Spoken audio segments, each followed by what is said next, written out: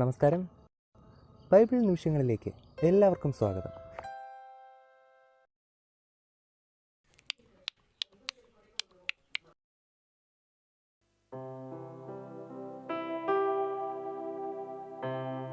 ഒരുത്തൻ ഒരു കാളയെയോ ഒരു ആടിനെയോ മോഷ്ടിച്ച് അറുക്കുകയാകട്ടെ വിൽക്കുകയാകട്ടെ ചെയ്താൽ അവൻ ഒരു കാളയ്ക്ക് 5 കാളയെയും ഒരു ആടിന് 4 ആടിനെയും പകരം കൊടുക്കണം. കള്ളൻ വീട് മുറിക്കുമ്പോൾ പിടിക്കപ്പെട്ട് അടികൊണ്ട് മരിച്ചു പോയാൽ അവനെ സംബന്ധിച്ച് രക്തപാതകം ഇല്ല. എന്നാൽ അത് നേരം വെളുത്ത ശേഷമാകുന്നു എങ്കിൽ രക്തപാതകം ഉണ്ട്. കള്ളൻ ശരിയായിട്ട് പ്രതിശാന്തി ചെയ്യണം. അവൻ വകയില്ലാത്തവനെങ്കിൽ തൻ്റെ മോഷണം നിമിത്തം അവനെ വിൽക്കണം. മോഷണ വസ്തുവായ കാളയെയോ കഴുതയെയോ ആടിനെയോ ജീവനോടെ അവൻ്റെ കൈവശം കണ്ടുപിടിച്ചാൽ അവൻ ഇരട്ടി പകരം കൊടുക്കണം. ഒരുത്തൻ ഒരു വയലോ മുന്തിരിത്തോട്ടമോ തീറ്റിക്കുകയാകട്ടെ തൻ്റെ കന്നുകാലിയെ അഴിച്ചുവിട്ട് അത് മറ്റൊരുത്തൻ്റെ വയലിൽ മേയുകയാകട്ടെ ചെയ്താൽ അവൻ തൻ്റെ വയലിലുള്ളതിൽ ഉത്തമമായതും തൻ്റെ മുന്തിരിത്തോട്ടത്തിലുള്ളതിൽ ഉത്തമമായതും പകരം കൊടുക്കണം. തീ വീണ് കാട് കത്തിയിട്ട് കറ്റക്കൂട്ടമോ വിളവോ നിലമോ വെന്തുപോയെങ്കിൽ തീ കത്തിച്ചവൻ പകരം കൊടുക്കണം. ഒരുത്തൻ കൂട്ടുകാരൻ്റെ പറ്റിൽ പണമോ വല്ല സാധനമോ സൂക്ഷിപ്പാൻ ഏൽപ്പിച്ചിരിക്കെ അത് അവൻ്റെ വീട്ടിൽ നിന്ന് കളവ് പോയാൽ കള്ളനെ പിടികിട്ടി എന്ന് വരികിൽ അവൻ ഇരട്ടി പകരം കൊടുക്കണം. കള്ളനെ പിടികിട്ടാതിരുന്നാൽ ആ വീട്ടുകാരൻ കൂട്ടുകാരൻ്റെ വസ്തുവിന്മേൽ കൈവച്ചിട്ടുണ്ടോ എന്ന് അറിവാൻ അവനെ ദൈവസന്നിധിയിൽ കൊണ്ടുപോകണം. കാണാതെ പോയ കാള, കഴുത, ആട്, വസ്ത്രം മുതലായവ യാതൊന്നിനെയും സംബന്ധിച്ച് ഇത് എനിക്കുള്ളത് എന്ന് ഒരുവൻ പറഞ്ഞ് കുറ്റം ചുമത്തിയാൽ ഇരുപാട്ടുകാരുടെയും കാര്യം ദൈവസന്നിധിയിൽ കൊണ്ടുവരണം. കുറ്റക്കാരനെന്ന് ദൈവം വിധിക്കുന്നവൻ കൂട്ടുകാരന് ഇരട്ടി പകരം കൊടുക്കണം. ഒരുത്തൻ കൂട്ടുകാരൻ്റെ പക്കൽ കഴുത, കാള, ആട് എന്നിങ്ങനെ ഒരു മൃഗത്തെ സൂക്ഷിപ്പാൻ ഏൽപ്പിച്ചിരിക്കെ അത് ചത്തുപോകുകയോ അതിന് വല്ല കേടുതട്ടുകയോ ആരും കാണാതെ കളവ് പോകുകയോ ചെയ്താൽ കൂട്ടുകാരൻ്റെ വസ്തുവിന്മേൽ അവൻ കൈവച്ചിട്ടില്ല എന്ന് യഹോവയെ കൊണ്ടുള്ള സത്യം ഇരുപാട്ടുകാർക്കും തീർച്ച ആയിരിക്കണം.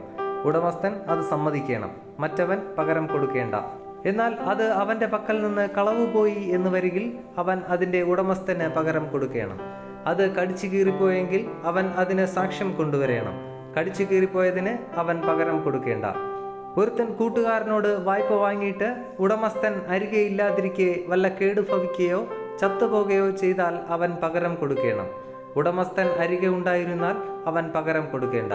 അത് കൂലിക്ക് വാങ്ങിയതെങ്കിൽ അതിന് കൂലി ഉണ്ടല്ലോ. വിവാഹത്തിന് നിയമിക്കപ്പെടാത്ത ഒരു കന്യകയെ ഒരുത്തൻ വശീകരിച്ച് അവളോടുകൂടെ ശയിച്ചാൽ അവൻ സ്ത്രീധനം കൊടുത്ത് അവളെ വിവാഹം കഴിക്കണം. അവളെ അവന് കൊടുപ്പാൻ അവളുടെ അപ്പന് അശേഷം മനസ്സില്ലെങ്കിൽ അവൻ കന്യകമാരുടെ സ്ത്രീധനത്തിന് ഒത്തവണ്ണം പണം കൊടുക്കണം. ക്ഷുദ്രക്കാരത്തിയെ നീ ജീവനോടെ വയ്ക്കരുത്. മൃഗത്തോടുകൂടെ ശയിക്കുന്ന ഏവനും മരണശിക്ഷ അനുഭവിക്കണം. യഹോവയ്ക്ക് മാത്രമല്ലാതെ വേറെ ദൈവങ്ങൾക്ക് യാഗം കഴിക്കുന്നവനെ നിർമൂലമാക്കണം. പരദേശിയെ പീഡിപ്പിക്കരുത്, ഉപദ്രവിക്കുകയും അരുത്. നിങ്ങൾ മിസ്രയീം ദേശത്ത് പരദേശികൾ ആയിരുന്നുവല്ലോ.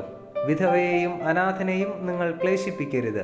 അവരെ വല്ല പ്രകാരത്തിലും ക്ലേശിപ്പിക്കുകയും അവർ എന്നോട് നിലവിളിക്കുകയും ചെയ്താൽ ഞാൻ അവരുടെ നിലവിളി കേൾക്കും. എൻ്റെ കോപവും ജ്വലിക്കും. ഞാൻ വാൾ കൊണ്ട് നിങ്ങളെ കൊല്ലും. നിങ്ങളുടെ സ്ത്രീകൾ വിധവമാരും നിങ്ങളുടെ പൈതങ്ങൾ അനാഥരുമായി തീരും. എൻ്റെ ജനത്തിൽ നിന്റെ അടുക്കലുള്ള ഒരു ദരിദ്രന് പണം വായ്പ കൊടുത്താൽ പൊലിക്കടക്കാരനെ പോലെ ഇരിക്കരുത്. അവനോട് പലിശ വാങ്ങുകയും അരുത്. നീ കൂട്ടുകാരൻ്റെ വസ്ത്രം പണയം വാങ്ങിയാൽ സൂര്യൻ അസ്തമിക്കും മുമ്പേ മടക്കി കൊടുക്കണം. അതുമാത്രമല്ലോ അവൻ്റെ പുതപ്പ്, അതുമാത്രമല്ലോ അവൻ്റെ ശരീരം മൂടുന്ന വസ്ത്രം. അവൻ പിന്നെ എന്തോന്ന് പുതച്ചു കിടക്കും. അവൻ എന്നോട് നിലവിളിക്കുമ്പോൾ ഞാൻ കേൾക്കും. ഞാൻ കൃപയുള്ളവനല്ലോ. നീ ദൈവത്തെ ദുഷിക്കരുത്. നിന്റെ ജനത്തിൻ്റെ അധിപതിയെ ശപിക്കുകയും അരുത്.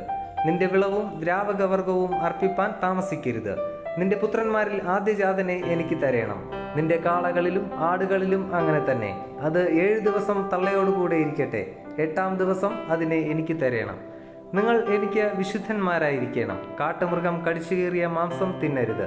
നിങ്ങൾ അതിനെ നായ്ക്കൾക്ക് ഇട്ട് കളയണം.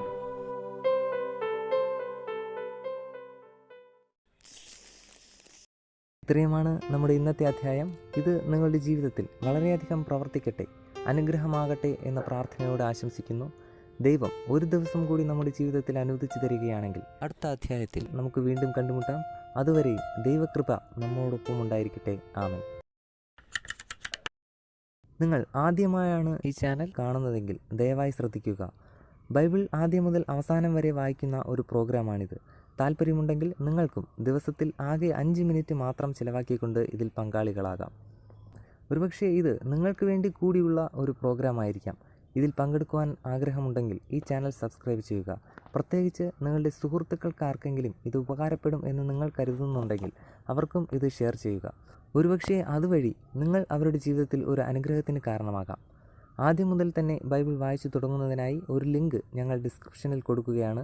അതുവഴി നിങ്ങൾക്ക് ബൈബിൾ ആദ്യം മുതൽക്കേ വായിക്കുവാൻ സാധിക്കും. ഇനിയുള്ള വചനങ്ങൾ അപ്ലോഡ് ചെയ്ത ഉടനെ തന്നെ അറിയുവാനായി ബെൽ ഐക്കൺ പ്രസ് ചെയ്യുക. ഇതിലൂടെ ദൈവത്തെക്കുറിച്ച് കൂടുതൽ അറിയുവാൻ, ദൈവത്തിൻ്റെ അനുഗ്രഹം കൂടുതലായി അനുഭവിക്കുവാൻ നമുക്ക് കഴിയട്ടെ എന്ന പ്രാർത്ഥനയോടെ നന്ദി, നമസ്കാരം.